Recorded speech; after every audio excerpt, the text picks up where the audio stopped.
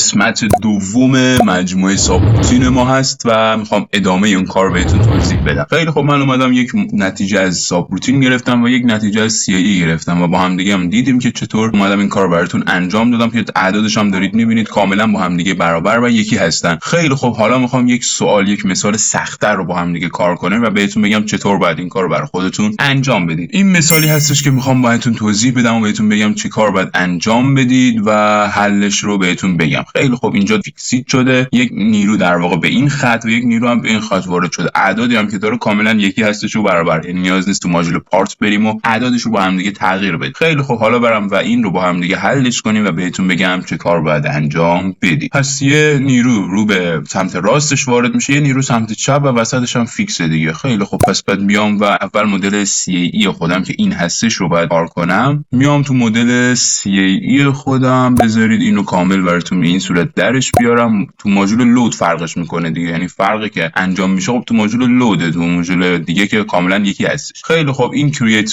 باندری کاندینیشن قبلی که ایجاد کرده بودیم رو کاملا براتون حذفش میکنم. دیلیت رو میزنم، یس. خیلی خب، این از باندری کاندینیشن، قسمت باندری کاندینیشن. اول بیام توی تول قرار بگیرم و اون امپلیتیود رو ببینم باید تغییرش بدم یا نه. خیلی خب، ادیت رو میزنم. امپلیتیودی که داره همون 10 در پی هستش که اینجا به ما داده، اینم 0 اینم 1/0. ببینید اون کوسینوسش برام تغییر کرده. بیام وارد این قسمت بشم، هر دو تا کوسینوس 10 پی تی هستش، یعنی کوسینوس 10 پی تی. پس این امپلیتیودی که اینجا وجود داره هیچ تغییری نمیکنه و نباید دستش بزنیم. خیلی خب، اوکی رو میزنم و از این میام بیرون. قسمت امپلیتیودش به ثابت مونده. حالا باید برم و قسمت آنالیتیکال فیلدش هم با هم دیگه ببینیم. میام اینجا منیج رو میزنم و این قسمت برای من باز میشه. اینجا ادیت رو میزنم، باید ببینیم اون تغییر کرده برای ما یا نه. خیلی خب، قطعا تغییر کرده. بعد بیام اینجا این رو ببینیم، سینوس پی وای 35 هستش، هر دو تا سینوس پی وای 35 هستش. پس میام اینجا سینوس پی وای منطقی هم هستش دیگه. خیلی خب، پس میام اینجا این رو بعد براتون پاک کنم به این صورت. این رو برای خودتون مینویسید، یعنی 5 تا سینوس پی وای 35 5 هم که داشت دیگه. خیلی خب، پس اینو مینویسید. آنالیتیکال فیلدش فقط این تغییر رو میکنه. خیلی خب، اوکی رو میزنم و از این میام بیرون. پس به این صورت اومدم آنالیتیکال فیلد و امپلیتیودش رو به این صورت براتون ایجاد کردم برای این مسئله. یه فیکسیدم تو این وسط در واقع داره دیگه. خیلی خب، پس میام اینجا وارد کرییت باندری کاندینیشنش میشم. از نوع اول یک تو سیمتری بهش میدم. سیمتری بذارید اسمش هم بذارم رو فیکس براتون، سیمتری فیکس. کنتینیو رو میزنم.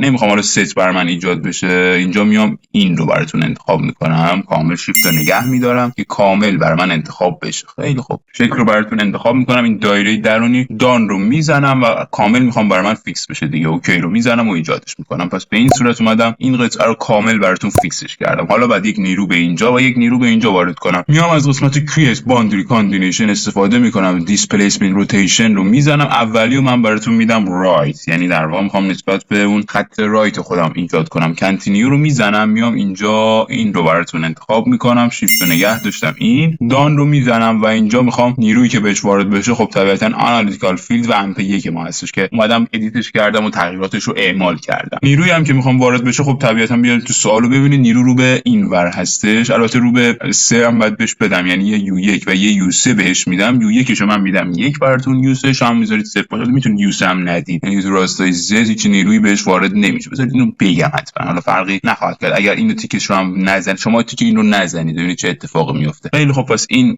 U1 نمای رایت ما هستش و 1 رو بهش میزنم، اوکی میکنم. یه نمای چپ هم باید بهش بدم، یعنی اینجا هم باید براش انتخاب کنم مکانیکال دیسپلیسمنت روتیشن. اینجا اینو میزنم لفت. ست پلنار هم همون باشه، یعنی قسمت پلنار بر من ایجاد بشه. کنتینیو رو میزنم. اینجا باید این لفت رو در واقع قسمت چپ رو براش انتخاب کنم. حالا کنتینیو رو میزنم و U3 و U1 و U3 رو فعال میکنم. اینو روی آنالیتیکال فیلد و اینم روی امپ قرار میدم. اینو من فقط باید اینجا براتون بدم -1، همونجور که تو سوال وجود داره. بله، منفی هستش، اینجا مثبت. پس به این صورت اینو بیاید برای خودتون انتخاب کنید و اینو روی آنالیتیکال و امپ قرار بدید و اوکیش کنید. البته بذارید من روی این پس قرار بگیرم، روی منیج این فیکسیدی که اینجا وجود داره رو من میزنم روی اینیشیال برای من ایجاد بشه، یعنی از ماژول اینیشیال پس فیکس باشه، نه تو فقط استپ. کامل در مورد اینا صحبت کردم. حالا اگر خواستید بیشتر بدونید، فیلمی که در توضیحات براتون قرار میدم رو بزنید روش و برید ببینید، خیلی کمکتون میکنه. خیلی خب، پس این رو برای خودتون انتخاب کنید، اینا رو در واقع بزنید و این رو ایجادش کنید. پس این از ماژول لود در CAE ما. کامل بهتون توضیح دادم چطور باید این کار برای خودتون انجام بدید. حالا در واقع میام اینجا تو ماژول جاب خودم میمونم و میرم سراغ قطعه بعدی، یعنی میام توی ساب خودم قرار میگیرم. حالا وارد لودش میشم، اینجا لودی که تعریف کردیم خب طبیعتا یک لود بوده دیگه. اینجا اومدم مثلا این رو براتون تعریف کردم. خیلی خب اینم من از قسمت دیلیت براتون استفاده میکنم، یس رو میزنم، از این هم میام بیرون و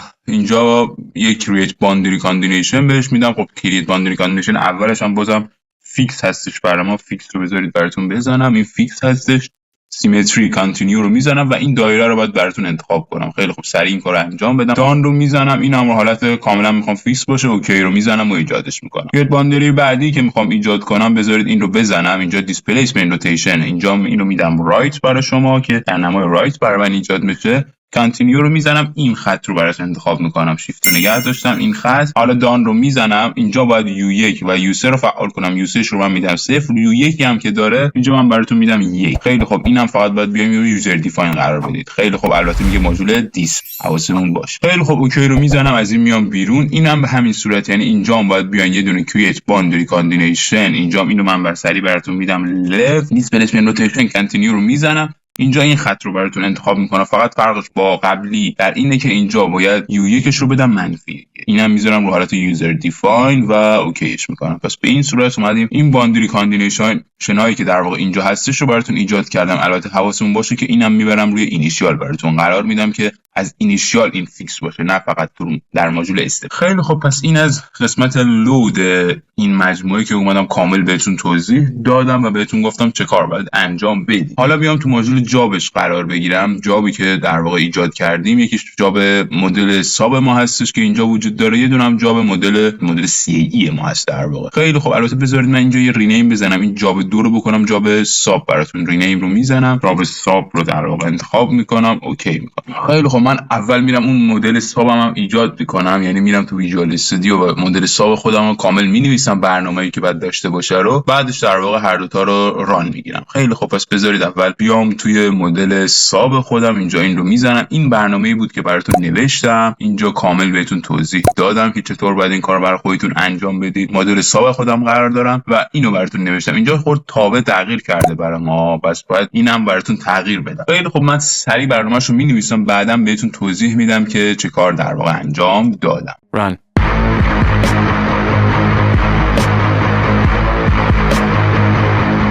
خیلی خب اومدم این برنامه رو براتون نوشتم. این همون چیزی هستش که قبلا بودش، یعنی P2 آسینوس. اینا رو دست نزنید، بذارید همون باشه. بعدش اومدم اینجا اینو براتون نوشتم اگر درجه آزادیش 1 باشه خب بیا و به دو حالت تقسیم شو. اگر xش 70 باشه بیا این فرمول رو برای من بنویس، یعنی این بازه یا این چیزی که هستش رو برای من انتخاب کن، این تابع رو بیا بنویس. در غیر این صورت اگر منفی 70 بود بیا و این رو برای من بنویس، یعنی منفی و همین در واقع منفیشو برای من بنویس. 70 میرفت رو به این ور. بذار سوالو براتون میارم. 70 اگر بود این رو برای من مینویسه، میاد اینجا، و اگر منفی 70 باشه میاد این رو برای من مینویسه که کاملا درسته و غلطی من در این نمیبینم. خیلی خب پس به این صورت اومدم این رو براتون نوشتم. میگه اگر غیر از اینا بود and if، اگر درجه آزادیش 3 بود برای ما حتما بیا اون رو برای من 0 در نظر بگیر که اون فیکسید رو دارم میگم که اینطوری هم هست. اگر درجه آزادی 3 داشتیم بیا و اون U1 رو برای من 0 در نظر بگیرید که همون حالت فیکسیده که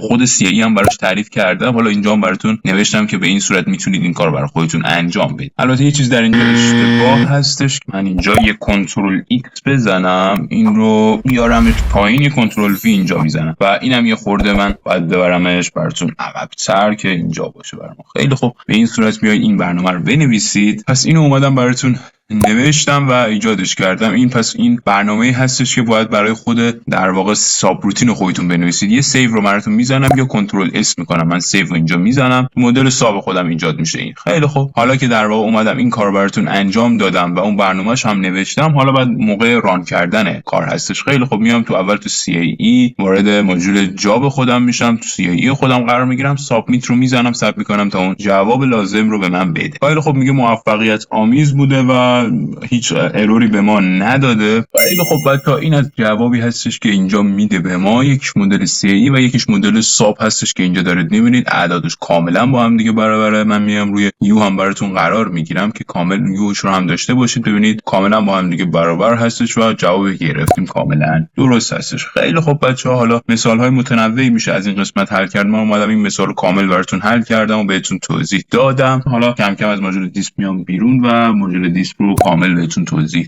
دادم. خیلی خب بچه‌ها، تا قسمت دیگر شما رو به خدا بزرگ میسپارم. اگر می‌خوای ویدیو بعدی ما رو ببینی حتما بزن روی این ویدیویی که اینجا برای تو قرار دادم.